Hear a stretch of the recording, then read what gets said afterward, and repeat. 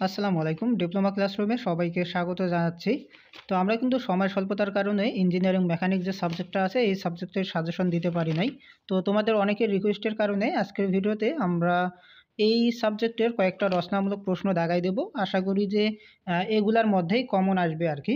তো আমরা প্রথমে যদি ২ নাম্বার অধ্যায়টা দিকে লক্ষ্য করি, তো ২ নাম্বার অধ্যায়ে দেখো যে এখানে ৭ নাম্বার যে ম্যাথটা দেখতে পাচ্তেছো, এই ৭ নাম্বার ম্যাথ টা যেরকম আছে, যেমন ধরো এখানে চাপা বল আছে, তারপর এখানে তোমার একটা ত্রিভুজ আছে। তো এইরকম চিত্রের যে ম্যাথগুলা আছে বা এইরকম ডায়াগ্রামের যে ম্যাথগুলা আছে, এই ম্যাথগুলা কিন্তু ২ নাম্বার অধ্যায়ের জন্য খুবই ইম্পর্টেন্ট। ২ নম্বর অধ্যায় থেকে কিন্তু একটা ম্যাথ আসার সম্ভাবনা সবচেয়ে বেশি এবং আসলে এইরকম টাইপের ম্যাথগুলা কিন্তু আসবে, ঠিক আছে? তাহলে রচনামূলকের জন্য আমরা বলের সংযোজন ও বিভাজন অধ্যায় থেকে এই টাইপের যে ম্যাথগুলা আছে এই ম্যাথগুলা সলভ করব বা প্র্যাকটিস করব, ঠিক আছে? এরপর দেখো যে আমি যদি একদম অনুশীলনীতে চলে যাই, তো অনুশীলনীতে আমি আরেকটা রচনামূলক প্রশ্ন দাগাই দেব। সেটা হচ্ছে বলের সামান্তরিক সূত্র, অর্থাৎ রচনামূলক যে ১ নাম্বারটা আছে, এই ১ নাম্বার টা খুবই কিন্তু ইম্পর্টেন্ট। বলের সামান্তরিকের সূত্রটি প্রমাণ করো, এইটা খুবই ইম্পর্টেন্ট। তো ২ অধ্যায় থেকে মোটামুটি এই রচনামূলকগুলা পড়লেই হবে। এরপর যদি আমরা ৩ নাম্বার অধ্যায়ে যাই, অর্থাৎ বলের মোমেন্ট ও কাপল, তো এই অধ্যায়টা থেকে ইম্পর্টেন্ট যদি আমি বলি, তাহলে দেখো যে ৪ নাম্বার যে একটা ম্যাথ আছে, এই যে ৪ নাম্বার, এই ধরনের ম্যাথ আমরা প্র্যাকটিস করব। আর হচ্ছে এইদিকে ১ নাম্বার যেটা আছে এটাও কিন্তু একদম সেম টাইপের অঙ্কই আরকি। তো এই যে ১ নাম্বার, ৪ নাম্বার এগুলো সেম টাইপের অঙ্ক। তাহলে ঐরকম টাইপের অঙ্ক প্র্যাকটিস করব এবং পাশাপাশি এখানে দেখো যে ৫ নাম্বার যেটা আছে, তো এই ৫ নাম্বার অর্থাৎ বেল ক্রাঙ্ক, এই ৫ নাম্বার যে ম্যাথটা আছে এইরকম টাইপের আমরা ম্যাথ প্র্যাকটিস করব, ঠিক আছে? তো এইদিকে সবগুলা সেম টাইপের। তো আমরা ওই ২ টাইপের ম্যাথ করলেই কিন্তু এই অধ্যায় থেকে হয়ে যাবে। তো এখন আমরা যদি একটু অনুশীলনীর দিকে আসি যে এই অধ্যায় থেকে আর কোনো রচনামূলক প্রশ্ন আসলে আসতে পারে কিনা, যেমন ধরো যে সূত্রের প্রতিপাদন। তো আমরা অনুশীলনীতে চলে আসি। তো অনুশীলনীতে দেখো যে রচনামূলক প্রশ্ন কিন্তু এই অধ্যায় থেকে প্রতিপাদন আসে না আর কি, তবে সংক্ষিপ্তর জন্য এইটা কিন্তু খুবই ইম্পর্টেন্ট। ভেরিগনের সূত্র দ্বারা প্রমাণ করো বা ভেরিগনের যে মোমেন্ট নীতিটা আছে এই নীতিটা প্রমাণ করতে বলবে। তো যদি প্রশ্নপত্র সহজ করে তো রচনামূলকে দিলেও দিতে পারে, বাট এটা সংক্ষিপ্তর জন্য খুবই কিন্তু ইম্পর্টেন্ট, ঠিক আছে? তো আমরা ৩য় অধ্যায় থেকে এই প্রশ্নগুলা পড়ব। এরপর যদি আমরা ৪র্থ অধ্যায়ে যাই, ৪র্থ অধ্যায় হচ্ছে বলের সাম্য অবস্থা। তো এই অধ্যায় থেকে আমরা দেখি যে কোন টাইপের ম্যাথগুলা আসলে আমাদের জন্য ইম্পর্টেন্ট। তো ৪র্থ অধ্যায় মূলত লেমির যে সূত্র আছে সেই সূত্র অনুসারে ম্যাথ আসে। তো এই অধ্যায় থেকে দেখো যে এই যে ২ নাম্বার যে ম্যাথটা আছে, উদাহরণ ২ নাম্বার, তো এইরকম টাইপের আমরা ম্যাথ প্র্যাকটিস করব এবং এখানে দেখো যে উদাহরণ ৩ নাম্বার যেটা আছে এইরকম টাইপের আমরা ম্যাথ প্র্যাকটিস করব। আর এইদিকে আর তেমন নাই প্র্যাকটিস করার মতো। তো আমরা ওই ২ টাইপের ম্যাথ প্র্যাকটিস করলেই কিন্তু হয়ে যাবে। তো এই অধ্যায় থেকে ম্যাথ আসলে কিন্তু এরকম টাইপেরই আসবে। তো আমরা দেখি যে অনুশীলনীতে যদি আসি, তো অনুশীলনীতে দেখো যে ১ নাম্বার যে প্রমাণটা আছে লেমির সূত্র, তো এই লেমির সূত্রের প্রমাণটা কিন্তু খুবই ইম্পর্টেন্ট। সামান্তরিক সূত্র আর লেমির সূত্র এই ২টা 100% বলা চলে যে আসবেই। সো এই ২টা তোমরা একদম ভালোভাবে প্রিপারেশন নিয়ে যাবা, ঠিক আছে? আচ্ছা, এরপর যদি ৫ নাম্বার অধ্যায়ে আসি, ভর কেন্দ্র।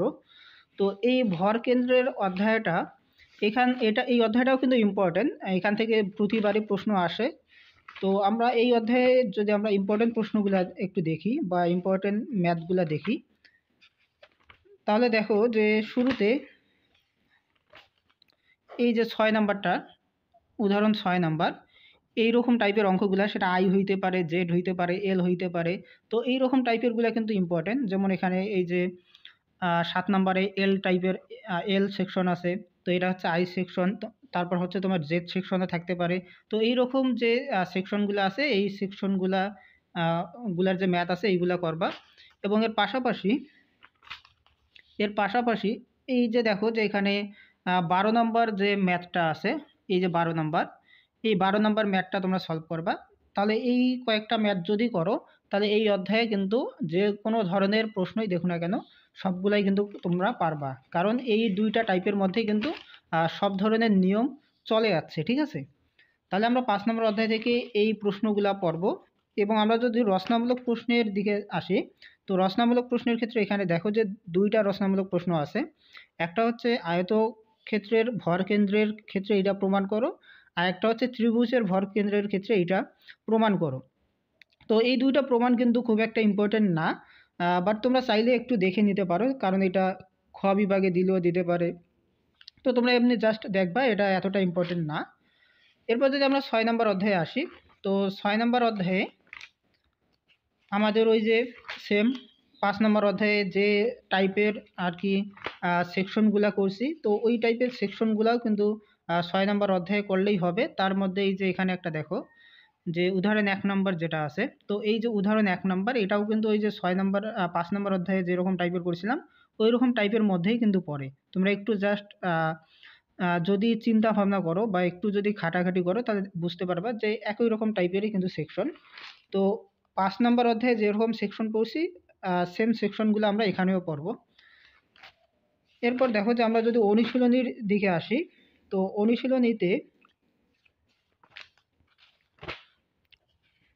অনুশীলনীতে দেখো যে রচনামূলক প্রশ্নের ক্ষেত্রে এই যে এখানে 1 নম্বরটা যেটা দেখতে পাচ্তেছো, এই 1 নম্বরটা জাস্ট এমনিতে দেখে নিবা। এরপর যদি আমরা 7 নম্বর অধ্যায়ে আসি, তো 7 নম্বর অধ্যায়টা হচ্ছে ঘর্ষণের অধ্যায়। তো এই অধ্যায়ে দেখো যে আমাদের কোন টাইপের প্রশ্নগুলো পড়া লাগবে রচনামূলকের জন্য।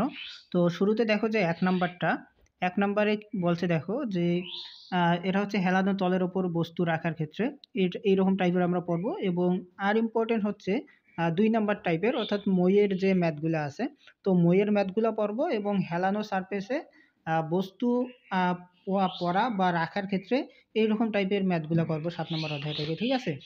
তো এরপর যদি আমরা 8 নম্বর অধ্যায়ে যাই, অর্থাৎ বিমের ওপর সাপোর্ট বলের প্রতিক্রিয়া, তো এই অধ্যায়ের জন্য আমাদের জন্য ইম্পর্টেন্ট যে টাইপের প্রশ্নগুলো আর কি, তো তার মধ্যে একটা হচ্ছে 5 নাম্বার।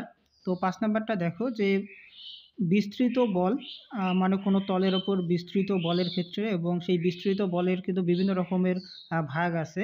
তো এই রকম দেখো যে 5 নাম্বারটা যেটা 5 নাম্বার ম্যাথের মতো আমরা ম্যাথগুলো প্র্যাকটিস করব এই অধ্যায়ের জন্য। এবং এর পাশাপাশি এই দিকে দেখো যে 9 নাম্বার যে আছে, 9 নাম্বার যে একটা ম্যাথ আছে, তো এটা হচ্ছে বিস্তৃত লোড। এবং এই যে বিস্তৃত লোডটা দেখো যে কিভাবে এর উপর কাজ করতেছে সেটা দিকে একটু লক্ষ্য রাখো। তো এই রকম টাইপের গুলা কিন্তু আসে। আর যদি একদম সহজ করতে চায় তাহলে এই যে স্বাভাবিক টাইপের আর কি দেবে, যেমন হচ্ছে 10 নাম্বারের। সো তোমাদের জন্য বলবো আর কি যে এখানে দেখো যে 5 নাম্বার যে ম্যাথটা আছে এইরকম টাইপের পড়বা। তারপর হচ্ছে 9 নাম্বার যেটা আছে 9 নাম্বার টাইপের ম্যাথগুলা সমাধান করবা। তো এই দুইটা টাইপের ম্যাথ করলেই কিন্তু এই অধ্যায়ের যে কোনো প্রশ্নে দেখো না কেন সবগুলাই কিন্তু তোমরা পারবা। তো 8 নম্বর অধ্যায় থেকে আমরা এইরকম টাইপের ম্যাথগুলো করব। এরপর যদি আমরা 9 নম্বর অধ্যায়ে আসি, ত্রাসের উপর সাপোর্ট বলের প্রতিক্রিয়া, তো এই অধ্যায়ে দেখো যে 1 নম্বর যে উদাহরণটা আছে, এই 1 নম্বর উদাহরণের যে ম্যাথটা আছে এইরকম টাইপের ম্যাথগুলা প্র্যাকটিস করবা। এবং এই দিকে যদি আমরা আসি, তো এই দিকে দেখো যে 2 নাম্বার দেখো একটা ম্যাথ আছে। তো এই যে 2 নাম্বার যে টাইপের ম্যাথ আছে এইরকম টাইপের ম্যাথ করবা। তারপর দেখো যে 5 নাম্বার যে ম্যাথটা আছে, এই যে 5 নাম্বার এই ম্যাথটা একটু করবা। এরপর এই দিকে যদি আসি, তো এই দিকে আর তেমন নাই। তো ওই রকম টাইপের ম্যাথগুলো করলেই কিন্তু হয়ে যাবে। তারপর দেখো যে 11 নাম্বারটা ওই যে 1 নাম্বারের মতোই কিছুটা। তো এই ম্যাথটা একটু প্র্যাকটিস করবা। তো এই রকম ম্যাথগুলো প্র্যাকটিস করলেই কিন্তু এই অধ্যায়টা ক্লিয়ার হয়ে যাবে, ঠিক আছে। এরপর যদি আমরা 10 নম্বর অধ্যায়ে আসি, 10 নম্বর অধ্যায় থেকে সাধারণত রচনামূলক প্রশ্ন আসে না, তবে সংক্ষিপ্তের ক্ষেত্রে বলা চলে যে একটা প্রশ্ন অবশ্যই আসবে। তো সেটা কোন টাইপের প্রশ্ন আমি একটু দেখাই দেই, কারণ এইরকম প্রশ্নগুলো আসে আর কি। তো অনেকেই এই অধ্যায়টা স্কিপ করতে চায়, বাট আমি বলবো যে স্কিপ না করাই বেটার। বিশেষ করে পুরো অধ্যায়টা না পড়লেও এই যে 1 নাম্বার, তারপর হচ্ছে এখানে দেখো যে 2 নাম্বার, তারপর হচ্ছে এই যে 3 নাম্বার, তো এই যে 3টা অঙ্ক আছে এই 3টা অঙ্ক কিন্তু খুবই সহজ। তো পুরো অধ্যায়টা যদি কেউ না পড়ো, অন্তত এই 3টা ম্যাথ করার জন্য যতটুকু দরকার ততটুকু পড়বা, তাহলেই কিন্তু হয়ে যাবে। সো আজকের ভিডিওতে সময় স্বল্পতার কারণে আমি শুধুমাত্র রচনামূলক প্রশ্নগুলো তোমাদেরকে একটু দেখাই দিলাম। তো এর মধ্যে তোমরা 3টা খুবই ভালোভাবে পড়বা, যেমন সামুদ্রিকের সূত্র, তারপর হচ্ছে লেমির সূত্র, তারপর হচ্ছে ভেরিগনের মোমেন্ট নীতি। তো এই 3টা প্রতিপাদন তোমরা ভালোভাবে পড়বা, কারণ এই 3টা থেকে 2টা 100% আসবে।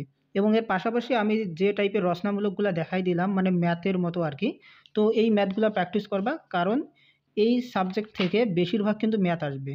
তোমার যে 6টা যে রচনামূলক দেওয়া থাকবে, এই 6টা রচনামূলকের মধ্যে ধরো যে 2টা প্রতিপাদন আসবে এবং বাকি যতগুলো আছে মানে বাকি যে 4টা আছে এই 4টা কিন্তু ম্যাথ আসবে। এবং এই ম্যাথের ক্ষেত্রে অবশ্যই বলের বিভাজন থেকে একটা আসবে, মোমেন্ট নীতি এবং সাম্য অবস্থা এই 2টা অধ্যায় থেকে কিন্তু একটা অবশ্যই আসবে। সো আমি যে টাইপের ম্যাথগুলো দেখাই দিলাম রচনামূলকের জন্য সেইগুলাই প্র্যাকটিস করো। সেই রকম ম্যাথগুলো প্র্যাকটিস করলেই কিন্তু তোমরা নিম্ন 5টা রচনামূলক অবশ্যই কমন পাবা।